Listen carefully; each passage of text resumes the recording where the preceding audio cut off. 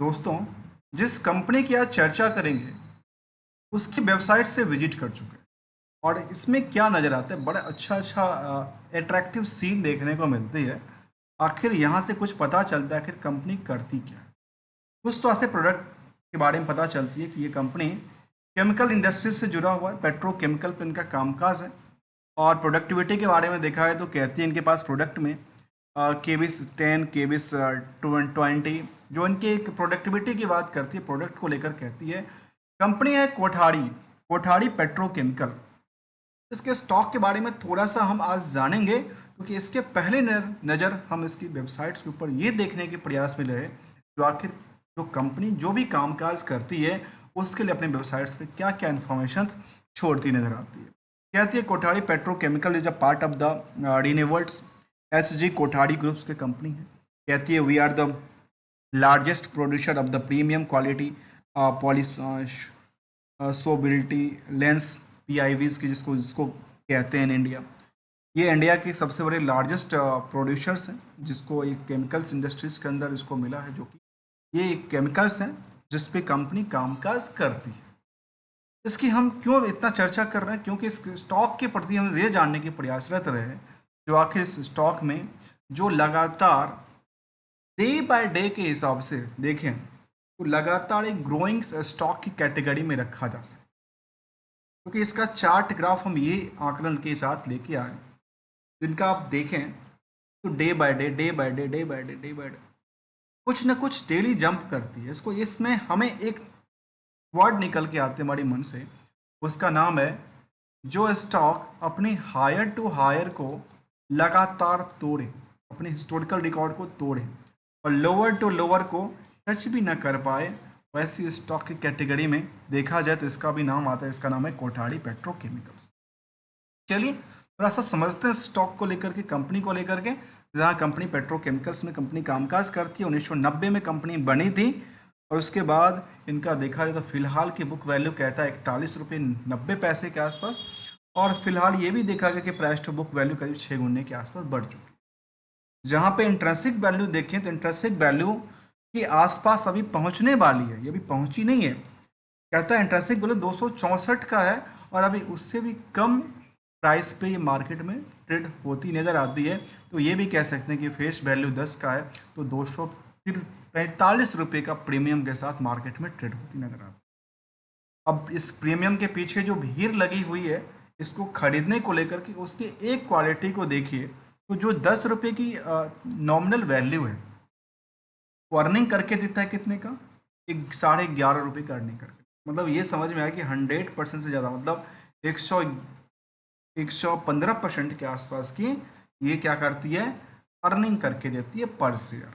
जब अर्निंग करके इतनी ज़्यादा देती है तो मार्केट में इसके पीछे जो क्वालिटी के पीछे जो मार्केट में डिमांड्स लेकर बैठे हैं, भीड़ खड़ी है पीछे, वो करीब 22 गुने की भीड़ है। जबकि इंडस्ट्रियल की बाकी कंपनियां भी 22 के आंकड़ा से ही निकलती। मतलब ये कह सकते हैं जो यदि इंडस्ट्रियल की बिल्डअप होती है तो स्टॉक में ऑब्वियसली क्या होगा, पुल बैक हो सकता है। फिलहाल यहाँ पे क्या दिखता है, इंट्रिंसिक वैल्यू से इसकी वैल्यू कम दिखती है, तो यहाँ पे कुछ और आंकलन निकल के ये आता है इनकी प्राइस में और हायर टू हायर कर सकता है। यहाँ पे देखा जाए हायर टू हायर 267 तक गया था, जो कि इनकी इंटरेस्टिंग वैल्यू से थोड़ा सा ज़्यादा वैल्यू था। अब यहाँ पे कुछ बड़ी मोमेंटल करने की तैयारियाँ तो नहीं है, क्योंकि इसका लोअर टू लोअर 108 तक था, जो कि हमने चार्ट ग्राफ में देखा। इसको लेकर के जो लोअर टू लोअर से लेकर के अपर साइड तक की अभी आंकलन करके देखें तो नियरली 1 साल के दौरान की बात करें तो यहाँ से लेकर के यहाँ तक की प्राइसेस की बात करें तो करीब कहते हैं 111 रुपये से प्राइस चेंज होकर 257-58 तक की हाई को टच करती नजर आई। तो चलिए इसको थोड़ा सा और समझते हैं इस कंपनी को लेकर के। जहाँ ये सारी बातें कहती है तो आरओसी भी कहती है कि करीब नियरली करीब 41% से ज़्यादा है, जबकि आरओई भी कहती है करीब 28% का है। कंपनी डिविडेंड पेइंग कंपनी रही है, जो कि 0.69% की एवरेज के हिसाब से निकल के आती है। अब आती है कंपनी को लेकर के जो क्वालिटीज़ यहाँ पे हमने ध्यान दिया, जो 11 रुपये की अर्निंग करती है 10 रुपये के फेस वैल्यू का शेयर। अब वो इसमें डेट्स का क्या रेशियोज है और करंट रेशियो क्या आकलन करता है। ये कुछ पार्ट तो हमने बीएस से लिया, सॉरी पीएल से लिया। अब बैलेंस शीट के कुछ पार्ट देखिए जहाँ पे ये कहते हैं कि डेट्स फ्री कंपनी है। तो डेट्स फ्री है तो एक इनके लिए और एक नया क्या है, पोटेंशियल्स बनी। करंट रेशियो कहता है 1.96, और यहाँ पे हमें लगता है कि रिकन्सिलेशन की ज़रूरत पड़ेगी, क्योंकि यहीं भी यहाँ भी देखना पड़ेगा इसमें का कि उधार सेल्स क्या कहता है, उधार सेल्स में रिस्क कितना बनता है, उधार सेल्स के पीछे रिस्क कितनी परसेंटेज की है, सच एज द डेटर्स के रेशियो के हिसाब से देखा जाए, सॉरी सेल्स के रेशियो के हिसाब से देखा जाए, as well as the profit net profit के आंकड़े से भी देखा जाए। इसके लिए हमने एक सिंपल से फॉर्मूला बेसिस पे काम करेंगे जिसका नाम है R2R को, जिसमें हम रिस्क टू रिटर्न और रिस्क टू रिवार्ड की भी चर्चा करें। तो चलिए इसको जानते हैं, समझते हैं और आते हैं पीयर्स की तरफ। उससे पहले यदि आपने चैनल को सब्सक्राइब, वीडियो को लाइक नहीं किया है तो कर लीजिए, क्योंकि हम आपके पास कोई टिप्स कोई देने वाले नहीं हैं, क्योंकि हमें कोई खरीदने बेचने और ट्रेडिंग का लाभ व्यू होता नहीं है, मेरे पास ऐसा कुछ इंटरेस्टेड नहीं है, only on learning purpose, this is for part. जानते हैं, चलिए इसको जितना भी हमने यहाँ पे मार्कअप किया था एक एक लाइन को, उसका हम डिटेल समझेंगे, इस कंपनी को लेकर के आखिर डिटेल एनालिसिस में क्या नज़र आती है। चलिए डिटेल्ड में कुछ ऐसे एस्पेक्ट भी होंगे जहाँ पे कुछ चीज़ें हमें इम्पैक्ट करके दिखाएगा, जो आखिर कंक्लूजन क्या कहता है, ये प्राइस क्या जो आज के टाइम में 250 के आसपास प्राइस थी, ये क्या 500 जा सकती है केमिकल इंडस्ट्रीज के सेक्टर बेसिस में। ऑब्वियसली इसके लिए हमें कंक्लूजन मिलेगा, वो मिलेगा कहाँ से, जब हम डिटेल ले लेंगे तब मिलेगा। आइए जहाँ पे हमने देखा पीयर्स के अंदर, जहाँ पे सुप्रीम्स पेट्रोकेमिकल्स, निक्स पेट्रो फॉर्म्स हैं, बंसाली इंजीनियरिंग ऐसी कंपनी शामिल है। इन सभी में यदि भीड़ का आकलन करके देखूं, इन सभी में सबसे ज़्यादा भीड़ पता है कहाँ पे देखने को मिलती है, वो भीड़ सबसे ज़्यादा देखने को मिलती है DCW का। जबकि यदि हम डेट्स की तरफ आकलन करके देखें तो यहाँ भी डेट्स में ये कंपनी तो बिल्कुल फ्री है, मतलब यहाँ पे लगातार लगती है कि यहाँ पे बड़ी रैली होने की चांसेस बनती है, क्योंकि इंडस्ट्रियल की बाकी कंपनियां भी इस हिसाब से चलती नज़र आती है। कुछ कंपनी की परसेंटेज काफ़ी ग्रो हो चुकी है, जहाँ पे छोटी भीड़ है वहाँ पे भीड़ काफ़ी बढ़ सकती है, लेकिन जहाँ पे काफ़ी ज़्यादा भीड़ होगी तो कितना भीड़ बढ़ेगा, वह तो खचाखच जगह ही बढ़ जाएगी, कोई बेचने के लिए तैयार ही नहीं होगा। लेकिन तब भी चलिए कोई बात नहीं, हम इसको समझते हैं क्वार्टरली रिजल्ट की। क्वार्टरली रिजल्ट के बारे में जो मैनेजमेंट की परफॉर्मेंस की बात करें तो मैनेजमेंट की परफॉर्मेंस में ये निकल के आती है कि 149 करोड़ से घट के 145 करोड़ हो जाती है। मतलब यहाँ पे ईयर ऑन ईयर बेसिस पे परफॉर्मेंस लेवल नहीं रही है, जबकि क्यू और क्यू बेसिस पे कम परफॉर्मेंस लेवल का भी आंकलन करके देखो तो यहाँ भी क्या कहता है, एक गिरावट देखने को मिलता है। ऑपरेटिंग प्रॉफिट में गिरावट देखने को मिलती है, कहती है हाँ बिल्कुल मिलती है, क्योंकि कहती है कि यहाँ पे करीब करीब 12-12.5% के आसपास यहाँ भी गिरावट दर्ज करती है। इसके अलावा नेट प्रॉफिट की आंकलन करके देखें तो ये कहते हैं 16 करोड़ के आसपास और यहाँ 19 करोड़, मतलब ये प्रॉफिट सेल्स कम होने के बावजूद भी। अब देखिए एक सवाल मन में कई बार सवाल आती है ना, जो यहाँ पे इन्होंने रिवेन्यू कम हो गया, ऑपरेटिंग प्रॉफिट कम हो गया, उसके बावजूद भी यहाँ पे प्रॉफिट की पार्ट तगड़ी हो गई, उसके पीछे पता है क्या कारण है, उसके पीछे ये अदर सोर्स ऑफ इनकम निकल गया। आखिर कंपनी को अदर सोर्स पे कितना रखना चाहिए, कितना इसको देखना चाहिए, उसका भी एक अवलोकन है, इसको किससे कंपेयर करना चाहिए इन द बिजनेस को लेकर के। अब सपोज करिए बिजनेस कुछ कर रहा है, केमिकल का नाम है, और सारे के सारे पैसे उन्होंने बैंक में रखा हुआ है एफडी करके, और वहाँ से उसको बस इंटरेस्ट इनकम आ रहा है, तो पता चला इंटरेस्ट इनकम का काम काज करती है या केमिकल इंडस्ट्री का करती है ये। इसलिए यहाँ पे बाइफिकेशन ऑफ सेगमेंट वाइज भी हम देखेंगे आखिर इनका रिवेन्यू सोर्स जो है वो सेगमेंट वाइज क्या है, इसके बारे में आते हैं और ये समझते हैं जो क्वार्टरली रिजल्ट में कंपनी का जो परफॉर्मेंस लेवल हमने देखा उसका परसेंटेज ऑफ ग्रो लेवल क्या क्या। तो कहती है जो यहाँ पे रिवेन्यू के अंदर 2% से ज़्यादा गिरावट दर्ज करती है, लेकिन ऑपरेटिंग एक्सपेंसेस 23% बढ़ के रेस्ट, चाहे वो इनकम की पार्ट हो या नेट प्रॉफिट मार्जिन की बात हो, नियर अबाउट तो 23% के आसपास की 23 से लेकर के 26% तक की उछाल दर्ज करती नजर आ। चलिए ये तो उछाल की बात हो गई। अब आते हैं इसको ईयर बेसिस पे लेकर के। आखिर मैनेजमेंट, चलिए क्वार्टर ऑफ क्वार्टर कई बार हो सकता है गिरावट हो सकता है, कुछ सिचुएशंस खराब हो सकती है, कुछ सीजन्स के बेसिस पे भी हो सकता है। तो आखिर इसके बारे में क्या कहें? ईयर ऑन ईयर बेसिस, मतलब ईयर तो साल में सब हर बार तो सीजन सेम ही रहेगा। ईयर ऑन ईयर बेसिस में देखने को ये मिले जो कंपनी के पास लगातार यहाँ से मार्किंग करके देखें, कोविड के बाद की सिचुएशन के बाद तो 21 में करीब थोड़ा सा गिरावट था 20-21 की सिचुएशंस में, लेकिन दोबारा 22-23 के बाद उन्होंने जो कारोबार स्टार्ट किया तो इनकी तगड़ी कमाई चालू हुआ और सेल्स करीब करीब 600 करोड़ को पार कर गया। 600 करोड़ के पार करने के बाद other source of income 8 crore का कमाता है, और ये भी कई बार आंकलन करना चाहिए जो जो रिवेन्यू के बेसिस पे अदर सोर्स ऑफ इनकम की परसेंटेज क्या कहती है, ये भी जानना जरूरी है, क्योंकि जो आप किसी चीज़ को एनालिसिस करते हो ना, एनालिसिस करने के ढेर सारे तरीके हो सकते हैं, आपकी अपनी अपनी स्ट्रेटजी हो सकती है। इसीलिए मार्केट में डेली कुछ ना कुछ नए इंडिकेटर्स आते हैं स्टॉक को टेक्निकल समझने के लिए, क्योंकि यहाँ पे रिसर्च काफ़ी ज़्यादा होती नज़र आती है। कई बार तो एआई बेसिस पे आपने देखा होगा कई सारी चीज़ें निकल के आ जाती है। फिलहाल हम यहाँ पे देखते हैं 64 करोड़ की प्रॉफिट बनाती है, और 64 करोड़ की प्रॉफिट बनाती है तो इससे पहले कंपनी ने इस तरह के प्रॉफिट कभी नहीं बनाया, मतलब इसको टॉप का अवार्ड तो मिलना चाहिए, टॉप ऑफ द अवार्ड का कंपनी को, मैनेजमेंट को मिलना चाहिए, क्योंकि इनकी डे बाय डे के हिसाब से जो रेशियोज था परसेंटेज ऑफ ग्रो को लेकर के, देखिए 10 कहाँ से 5 से 8, 8 से 11, 9, 6, 10, 12, 18, 23, 33, 39, 64, मतलब ये जिस हिसाब से यहाँ से इन्होंने देखा चार्ट को लेकर के, उसी आकलन से हमने इसका चार्ट का भी देखा कि चार्ट इसी तरह से डेवलप करती नजर आती। अब आते हैं इसी चीज़ को हम ईयर ऑन ईयर बेसिस पे देखें तो रिवेन्यू सोर्स में 25% की ग्रोथ होती है। इसके अलावा की बात करें तो ऑपरेटिंग एक्सपेंसेस करीब 24%, और रेस्ट की बात करूं तो नेट प्रॉफिट से लेकर के और नेट प्रॉफिट मार्जिन में करीब 62% से लेकर के 30% तक की उछाल दर्ज करती नजर आती है। मतलब चाहे आप क्वार्टर ऑफ क्वार्टर का कंपेयर कर लें या ऑफ ईयर ऑफ ईयर का कंपेयर कर लें, दोनों तरफ से यहाँ पे क्या करती है, बैलेंस के साथ इनकी पोजीशंस में अच्छी बिल्डअप थी, इसीलिए तो चार्ट में लगातार बिल्डअप बनी है। एक्सपेक्टेशन ये भी कहता है जो इस कंपनी में अगले पड़ाव की बात करें तो जो कि अभी सितंबर, अब जो नेक्स्ट क्वार्टर का रिजल्ट आएगा वो भी कुछ अच्छा परफॉर्मेंस करके आएगी। अब आते हैं यहाँ पर दोबारा, क्योंकि प्रॉफिट के पार्ट पे हमारा एक ऑब्जर्वेशन ये होता है कि प्रॉफिट हमेशा एक बुक्ड किया हुआ वैल्यू है। इस बुक्ड हुए वैल्यू के लिए हमें R/R पे एक फोकस करना जरूरी है। आखिर इनका रिकन्स्ट्रक्शन क्या कहता है, परसेंटेज ऑफ डेटर्स क्या कहता है, क्योंकि वहाँ से हमें ये पता चल जाता है कि इनका रिस्क फैक्टर कितनी बनी हुई है अभी भी इनकी पैसे सेल्स के बाद भी। आइए इसके लिए हमें बैलेंस शीट को चलना पड़ेगा, और बैलेंस शीट के फिगर में जहाँ पे कुछ समरी डेटा के तौर पे जब हम देख रहे थे, इन दो समरी को debt to equity ratio, current ratio, इन दोनों का हम डिटेल्ड क्या करने वाले हैं, डिटेल समझने वाले हैं।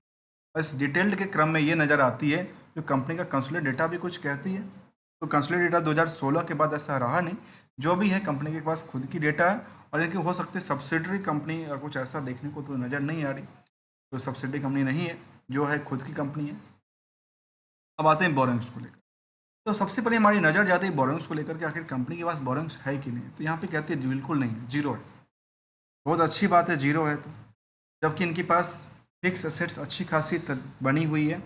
अब बनने के बाद यदि हम लास्ट फिगर पे देखें जिसका लास्ट नाम है उधार को लेकर के, हम हमेशा देखते हैं कि आखिर मार्केट में, चलिए देने वाली बात तो अलग दूर बात है, देने के लिए तो दूर की बात है, लोन को छोड़ के चलिए उसको तो पार्टी आप एक के बदले कुछ डिस्काउंट करके मिल जाएगी, कुछ और भी हो जाएगा कुछ और। लेकिन यहाँ की बात करें तो ट्रेड रिसीवेबल्स में भी डिस्काउंट मिलते हैं, तो आप रिकवरी करते हैं। लेकिन क्या कहती है, 59 करोड़ के आसपास यहाँ कहती है इनके पास मार्केट में भी उधार लगा हुआ। यदि 59 करोड़ को आप प्रॉफिट से आकलन करके देखें तो ये क्या कहते हैं, 59 करोड़ का प्रॉफिट से आकलन करके जरूरी इसलिए है कि 64 करोड़ में 59 करोड़ अभी इनका मार्केट में पैसा ही लगा हुआ है। मतलब 64 करोड़ में इनके पास कितना पैसा अभी तक आया, केवल 5 करोड़ ये अभी तक रिसीव कर पाए, बाकी इनका मार्केट में लगा हुआ है, जिनको इनको रिकवरी करना है। और इनकी टाइम फ्रेम की बात करती है करीब 36 दिन में पैसा आ जाता है। तब यहाँ पे कहता है कि इनमें कोई हाईली रिस्क की बात नहीं है, पैसे 1 महीने 45 दिन 60 दिन 90 दिन 6 महीने तक का चल सकता है, क्योंकि 6 महीने से नीचे तक में उसको रिसेबल के अंदर रखा जाता है। अदरवाइज उसको फिर पता है क्या होगा, तो उसको बड़ी लॉन्ग टर्म रिसेबल्स के अंदर ट्रांसफ़र कर दिया जाता है, ये पोजीशंस बनती है। अब आते हैं एक सिचुएशंस को लेकर के जहाँ पे इसी लेवल पे हमने देखा कि चार्ट में लगातार जो ग्रो लेवल थी वो बनती नजर आई। अब बैलेंस शीट के फिगर को हम एक नज़र डालें परसेंटेज ऑफ ग्रो को लेकर के, तो ये भी कहती है इस परसेंटेज ऑफ ग्रो को लेकर के, जो क्या इन्होंने एसेट्स लायबिलिटी को लेकर के या जो cash and short term investment को लेकर के जो 37% की उछाल के साथ कारोबार किया था, वहाँ पे एसेट्स के अंदर 17% की ग्रो करती है और लायबिलिटी घट जाती है। ये इनके लिए क्या है, एक अच्छी संकेत देता है कि आपकी एसेट्स तो बढ़ रही है लेकिन लायबिलिटी में आपको कोई फर्क नहीं पड़ रहा, जबकि लायबिलिटी अब अपने खत्म करते हैं। आइए अब आते हैं इंटरेस्ट को लेकर। इंटरेस्ट उस बात को लेकर के है जहाँ पे निवेशक बने हुए हैं, कुछ पीरियड से लगातार बने हुए हैं और उनकी तादाद में क्या वृद्धि होती होती जब देखने को मिलती है। तो कहते हैं इसमें काफ़ी अच्छा खासे कभी किसी ज़माने में अच्छी खासी पोजीशन के साथ बने हुए थे निवेशक, लेकिन बात बात में कई बार इनमें सेटअप भी बनती है। यहाँ पे देखने में 40,000 के आसपास हुआ करते थे, 41-42,000 के आसपास हुआ करते थे। आज के टाइम में भी देखने को मिलता है कि जो जून तक का डेटा था उसमें करीब 36,000-37,000 के आसपास की भीड़ अभी भी बनी हुई है। और भीड़ यहाँ पे बनने वाली इसलिए ज़्यादा दिखती है क्योंकि चार यहाँ पे क्या कहती है, ग्रोइंग स्टॉक की कैटेगरी में है और स्टॉक में अभी भी जो स्टॉक का पी है उतना बड़ी जंप नहीं किया जो कि बाकी कंपनियों में इनकी पीयर्स का जंप कर।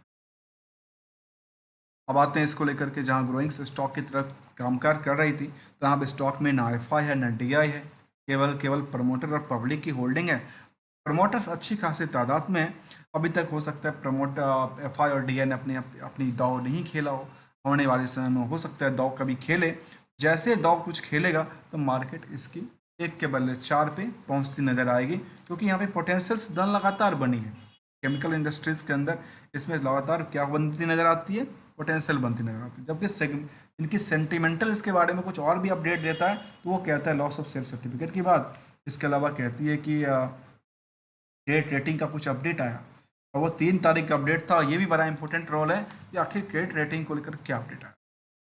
क्रेडिट रेटिंग का अपडेट ये आया था, जो कंपनी ने कहा कि हमारे पास लॉन्ग टर्म जो रेटिंग्स हैं वो इनमें करीब 22 करोड़ के लोन। इसमें उन्होंने कहा कि हमारे पास सस्टेन स्टेबल्स रखी है, इसमें स्टेबल रखी है, मतलब कोई अपग्रेड रेटिंग जो एक्शन है उसमें अपग्रेड करने की बात यहाँ पे किया है एक्शन के अंदर। लेकिन जहाँ तक उन्होंने मार्क की बात किया, उन्होंने कहा कि हमारे पास अपग्रेड स्टेबल है, स्टेबल है, स्टेबल और कहते हैं प्रोमाउंस्ड एज प्रमोट्स किया है कुछ डेटा को लेकर के। अलग अलग कंपनियों के अलग अलग जो रिपोर्ट्स निकल के आए, एक तो आई सी आर आर के था, इसका कुछ शॉर्ट टर्म लॉन्ग टर्म और इस तरह की रेटिंग्स की बात उन्होंने किया है। अब आते हैं इसी चीज़ को हम साथ समझते हैं। कंपनी ने कुछ पीपीटी दिया है तो कहते नहीं कोई पीपीटी तो इस तरह का नहीं है, तो कोई बात नहीं, हम सीधे सीधे एनालिसिस पार्ट में चलते हैं और ये देखते हैं आखिर कंक्लूजन क्या निकला। तो कंपनी के पास रिड्यूस तो डेट्स बिल्कुल नहीं, मतलब डेट था ही नहीं, तो कहने के लिए फ्री डेट्स था।